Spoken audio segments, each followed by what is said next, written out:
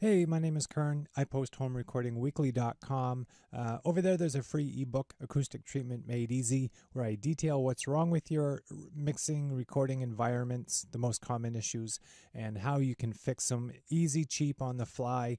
And I show you how I make my own broadband absorption panels and bass traps. And there's no fiberglass information involved. It's all Rockwell. Rockwell links to the products and everything are over there. Okay.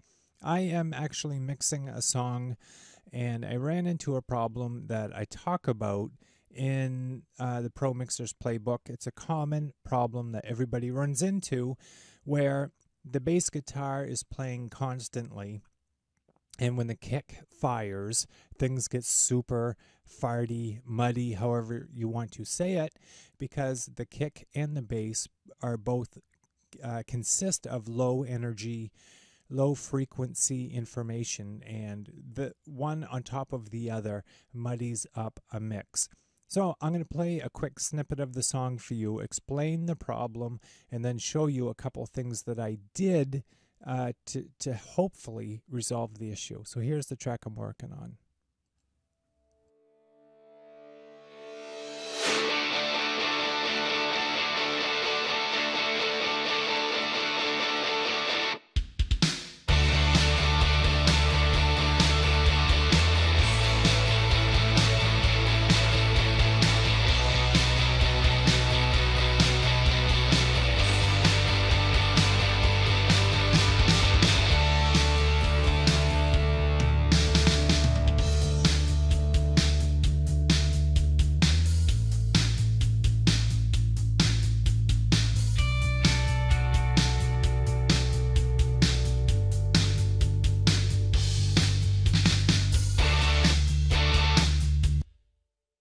Okay, now what I'm going to do is, that was the fixed version, by the way.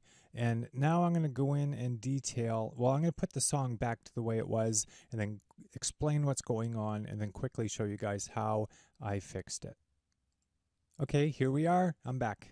This track right here is my original bass from the recording, this track that's highlit in front of you. And I'm going to play the track now with the original kick.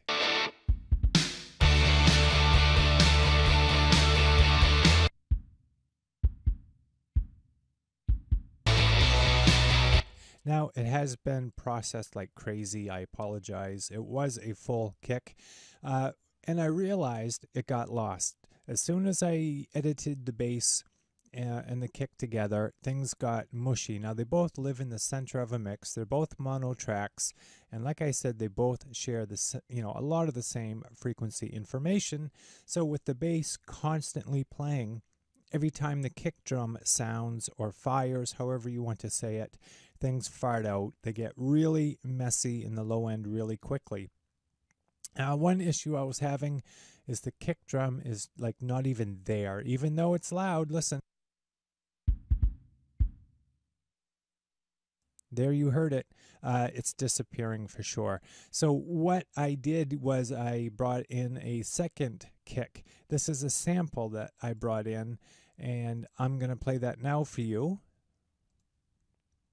And it is just high frequency information from this kick sample. So what I've done is I've taken all of the lows from the original and kept it. I used a low pass filter for that, and then I used a high pass filter on the second kick, and together it sounds like this. Now that is both the low and the high kick being routed to a bus track. So let's do the low and then I'll bring in the high.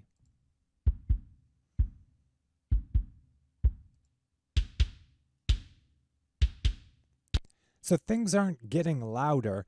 Let me play that for you in the mix here. That way you can get an idea what's going on. I am going to mute the high kick and then I'll bring it in.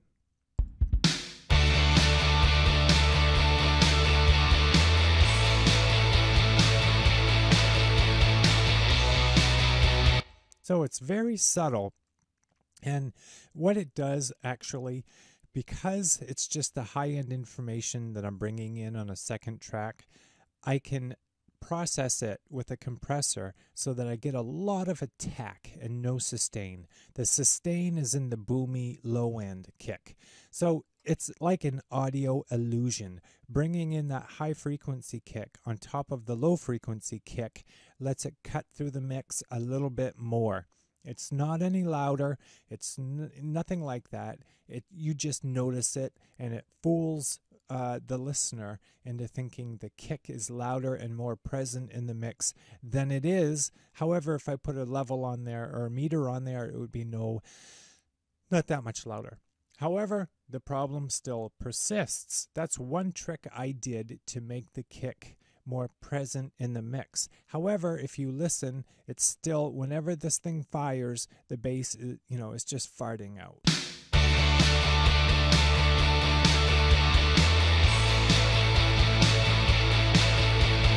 So that's where sidechaining comes in. Now, let me explain what I did, the process of sidechaining quickly, and then I'll detail how I did it. Imagine if I could put a compressor on the bass track. And what it's doing is every time I turn this compressor on, it's reducing the volume by 3 dB very quickly, and then I can shut it off and it's right back to full volume. So turn the compressor on, the bass becomes 3 dB quieter, well, a 3-to-1 ratio actually. So it can get, crazy carried away if I allow it. And when I turn it off, it's back to normal. So what I was thinking was every time the kick drum fires, I'm going to use that to cut the bass down a lot. We're talking a lot here, probably 10 or more dB, something like that. And I'm not exactly sure what it is. I can watch and show you. And then when the kick drum is done sounding, I want the bass to come right back in. Now, where these two overlap in frequency, I want the kick to come through and I want the bass to quiet down and make room for it. So again, this is the whole idea of sidechaining. What I had to do was to come up with a switch. I had to make a trigger, something that tells the compressor, turn on, turn off, stay off. And that's what this orange track right here is. It's a duplicate of my low-end kick track. It's not coming through in audio at all. None of this can be heard in the mix. This is simply information. It's an on and off track. That's all it is, on and off switch. If you look at the compressor, the side chain is lit. I've told the compressor to use this track as the side chain trigger, the on and off. So every time this kick sample back here is sounding or firing, the compressor turns on. The compressor has a 0.10 attack and a 1.00 millisecond release. That means, as soon as that kick fires, this compressor is on and cutting volume. As soon as that kick drum is done, this thing is turned off and it's off. It's out of the way. It's very fast on, very fast off. I'm not telling it to hang on and cut any more volume than it does. It's turning on, cutting volume, turning off, letting the bass come through. Now, let me do the before and after because I think it's quite impressive. Now, what I would like you to listen to is when the kick drum fires before, the bass, everything gets muddy in the low end. And you can't really tell the kick is there. When I turn this blue light on right here, that means the side chain is active, and every time the kick fires, the bass will get quieter, but you won't really hear it. Your mind is fooled. What you will hear is the kick come through a lot better. Here we go.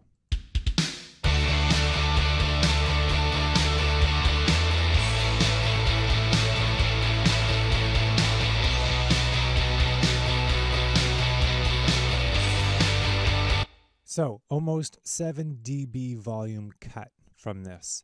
I'm going to get rid of this. You don't need to see it. And I'm going to talk a little bit more about what's going on.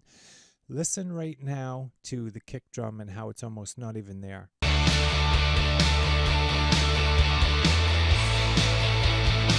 Now, when I turn this blue light on, all of a sudden you're going to notice the kick drum is in the mix.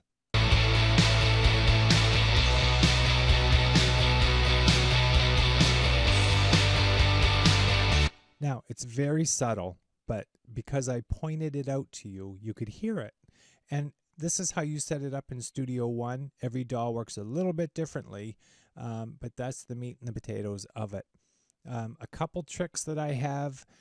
I did a lot of things before it got to this point. You know, I tried different things, threw stuff at it, and the combination of using two different kicks, one is low end, one is high, a tacky click, bringing them both together in one track seemed to help raise the awareness that there was a kick.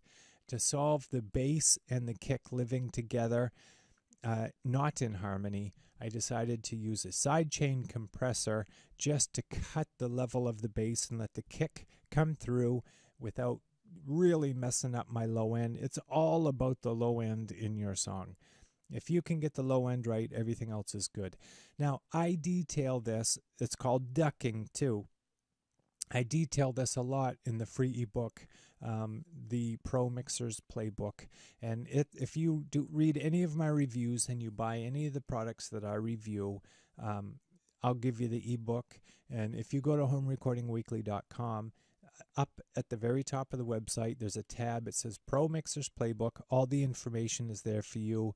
There's over 4 hours of videos. It's like 15 of the biggest mix techniques that changed my mixes, and this is one of them. It's sidechaining or ducking, and as you can tell, it can really help a lot in a dense mix, a bass heavy mix. They do this a lot in all kinds of genres, and I'm hooked. I love it, and once you start doing it, you'll notice what it can do for you in all kinds of situations. So anyway, my name's Kern. I really appreciate your time. And you know what? I hope this helps some of you, or, you know, I hope this puts some tools in your toolbox. And head over to Home Recording Weekly. Subscribe. I'll give you a free ebook. And I also have a podcast and a YouTube channel, as you know already. So we'll see you later.